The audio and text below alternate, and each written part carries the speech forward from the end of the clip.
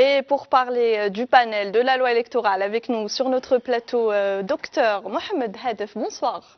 Bonsoir, salam alaikum wa rahmatullah. Vous êtes président, je le rappelle, du MNE, le Mouvement National de l'Espérance. D'espérance. D'espérance, voilà. En tout cas, on espère avoir des réponses à nos questions ce soir. Absolument. Docteur Hadef, vous étiez le dernier à avoir reçu le panel de dialogue de Karim Younes, c'était jeudi dernier.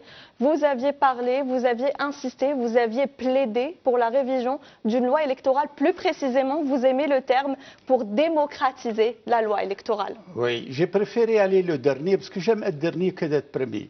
Dans la vie, c'est comme ça. Les derniers sont les premiers pour vous. Oui, et j'ai rencontré ses frères et sœurs qui sont là-bas, qui travaillent dans des conditions très difficiles, il faut dire, reconnaître. Et la première chose à leur dire, je leur ai dit, je ne suis pas venu vous féliciter, ni vous remercier. D'accord. Oui, ils étaient étonnés. Je suis venu tout simplement vous apporter quelques idées que j'ai sur l'élection présidentielle. Mon devoir, j'ai un devoir avec moi-même et avec mon pays. L'élection présidentielle est l'une des priorités de ce panel de dialogue pour une organisation dans les plus brefs délais. Mais avant, docteur Hadef, on va parler de cet avant-projet. Finalement, vos souhaits ont été exaucés, peut-être en tout cas écoutés. Il y a un avant-projet de loi, de loi électorale. Vous aviez peut-être pu lire aujourd'hui des propositions. Vous pouvez peut-être nous en parler?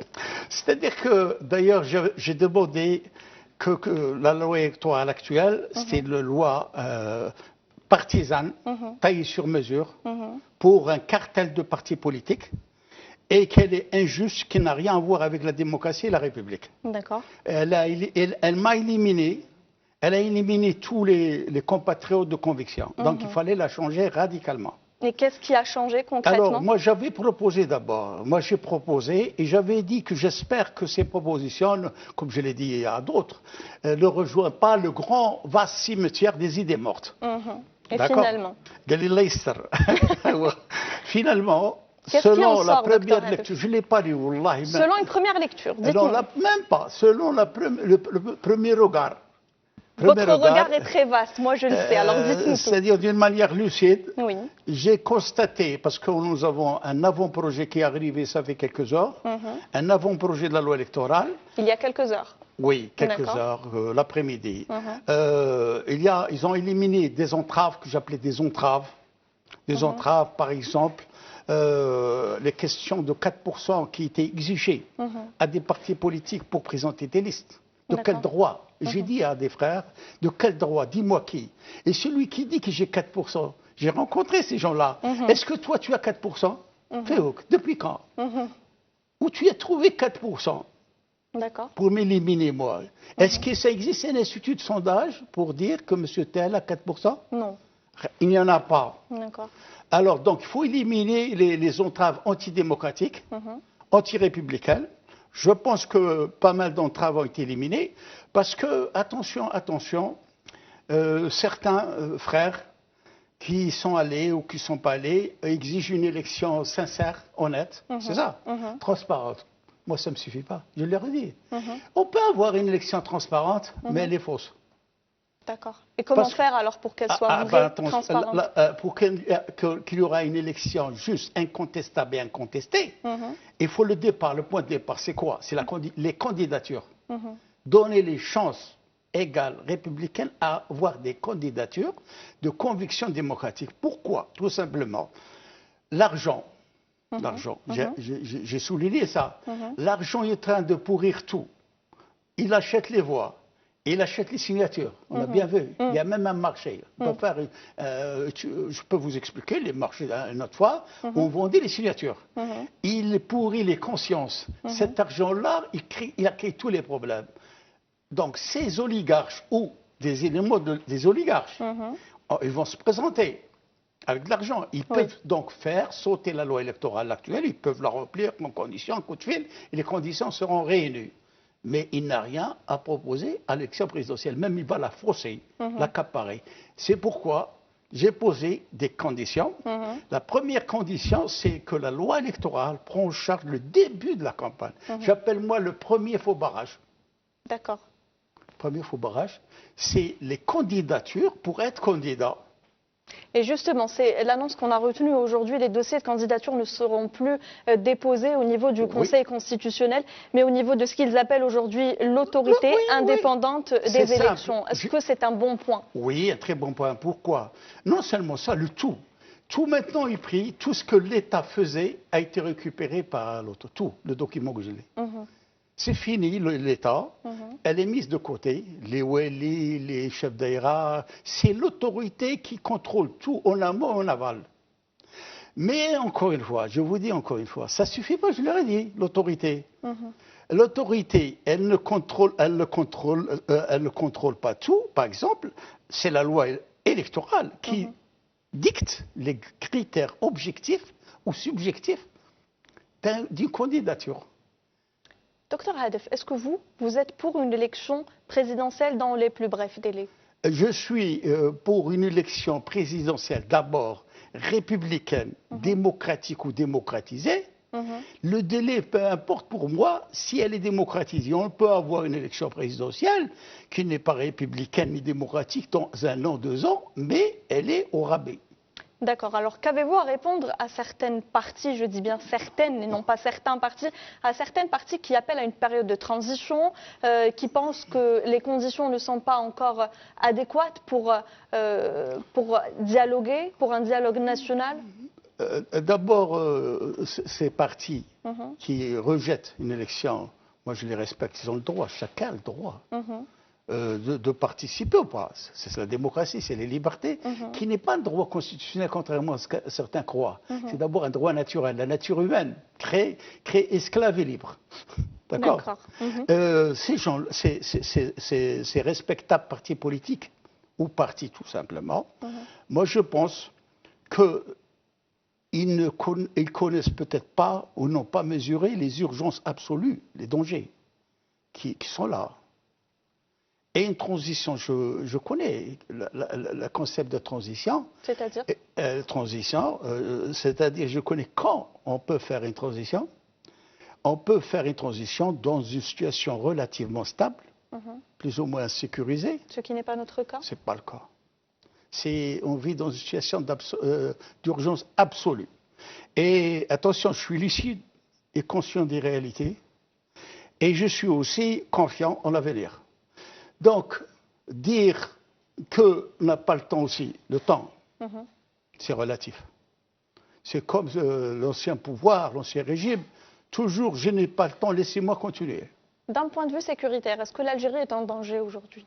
L'Algérie n'est pas en danger réellement sur le plan sécurité au sens noble du terme, mais il y a des menaces, parce que danger et menace, c'est deux concepts très différents. Tout à fait. Et donc, il y a des menaces. Il y a des menaces. Donc il faut aller vite pour une élection présidentielle. Il faut aller aux élections présidentielles, non pas uniquement pour aller aux élections présidentielles, ni élire quelqu'un. D'abord, il faut mettre les points sur les i, que certains ne savent pas. Qu'est-ce que c'est une élection présidentielle? L'élection présidentielle, c'est un bien commun qui appartient à tout le monde. Deuxièmement, l'élection présidentielle, moi, je m'en sers d'elle. Je veux qu'on s'en serve de cette élection pour répondre aux attentes de ces millions de gens qui sortent tous les vendredis. On s'en sert d'une élection présidentielle. Parce que la présidence d'une république, c'est elle qui résout les problèmes des citoyens. D'accord. Et on va en parler justement de ce mouvement populaire, car vous aviez écrit il y a des années, il y a des années déjà, vous aviez dit qu'un jour, suite à une accumulation, le peuple allait marcher. Et aujourd'hui, on est en plein dedans. Le mouvement populaire a éclaté au grand jour le 22 février 2019. Comment vous voyez ce mouvement populaire, Dr Hadef? Moi, c'est dommage, je n'ai pas le temps, autrement j'écrirai un bon ouvrage objectif pour l'histoire et les historiens. Qu'est-ce que c'est le mouvement populaire? Je ne le sais pas. Qu'est-ce que c'est? Oui. Qu'est-ce que c'est? C'est quoi? C'est le peuple, c'est vrai, qui marche. C'est une défiance contre le régime. C'est une défiance démocratique, pacifique. Je dis bien défiance, un défi. Pacifique, démocratique, d'accord. C'est un mouvement d'émancipation démocratique. Les gens oublient ça. C'est aussi un acteur politique incontournable. Et c'est aussi un mouvement pacifique, né libre, pour les libertés, la démocratie, l'état de droit, etc. D'accord? Bon, ils ont des revendications légitimes qu'il faudrait qu'un pouvoir, le pouvoir exécutif, doit les satisfaire. Alors moi j'avais dit, ça fait longtemps, avant de créer le mouvement national d'espérance, j'avais dit dans un grand quotidien que je ne dis pas son nom, j'ai dit moi je suis avec 85% d'Algériens attentifs et attentistes, des innocents. Et un jour ces innocents vont prendre le chemin. Et ils ont pris le chemin. Alors qu'est-ce qui s'est passé? Pendant 2 ans, ça fait ces 2 dernières années, il y a une accumulation d'abus, de mépris, comment dirais, de frustration, d'injustice. Et 22 février, il y a eu l'élément déclencheur qui était le 5e mandat. La mèche, d'accord. C'est le 5e mandat. Maintenant, son avenir, ça... Et c'est un mouvement qui n'appartient à aucun parti politique. Tout à fait. Il ne faut pas laisser s'en servir. Il faut, nous, les hommes politiques, on a un devoir, un sacré devoir à son égard, c'est satisfaire ses aspirations légitimes. D'accord. Docteur Hadef, si vous le voulez bien, on va reparler d'élections présidentielles. Oui. Vous étiez candidat en 1989, vous étiez candidat également en 2009. Oui. Vous avez failli être candidat en 2014, vous vous êtes retiré. Est-ce que à la prochaine élection présidentielle, vous avez cette ambition, peut-être dans d'autres conditions? Vous voyez que les conditions sont favorables. Est-ce qu'on pourrait avoir comme candidat à l'élection présidentielle Mohamed Hadef? Oui, docteur Mohamed Hadef. Il a tiré des leçons instructives de 2009. J'avais affaire à des rigolos. On ferme à minuit 5. J'étais éliminé à minuit 5. D'accord. Cette fois-ci, je ne sais pas à quelle heure je serai éliminé. D'accord. non, peut-être pas. Hein. Je ne sais pas. Je ne peux pas me prononcer à l'instant.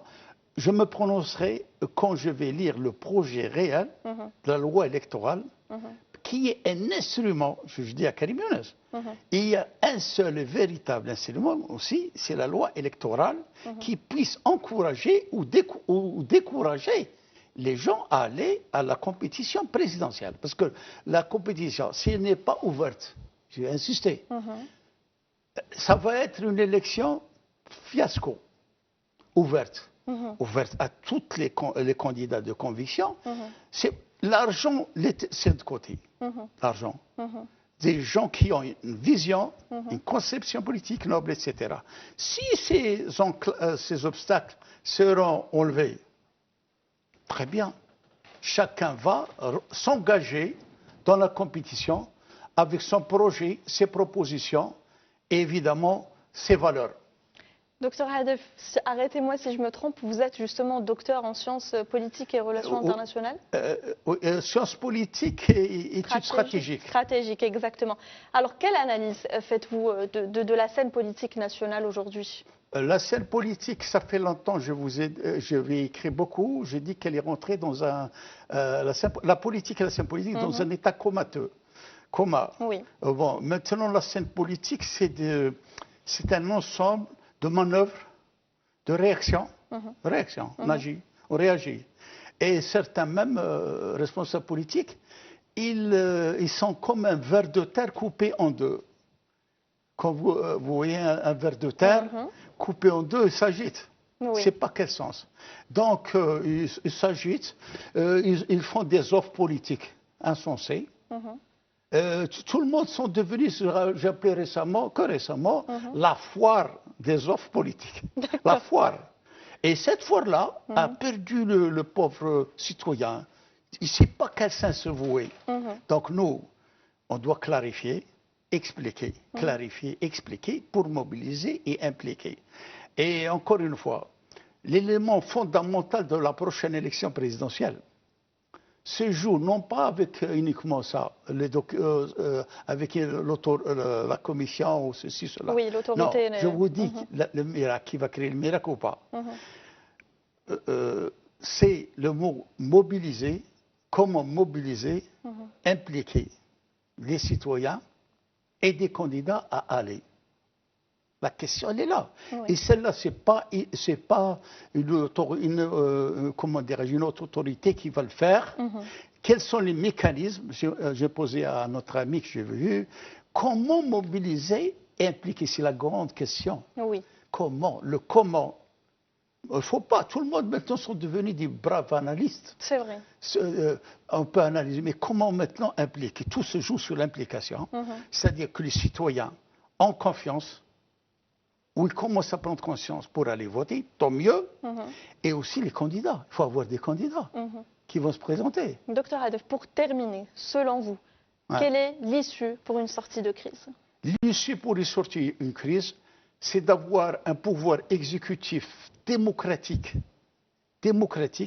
responsable, et un gouvernement qui gouverne, et surtout, une politique claire, nette, précise, et répondre aux aspirations du peuple. Très bien. Merci beaucoup, Dr Hadef, pour toutes ces précisions. C'est toujours un plaisir de vous recevoir.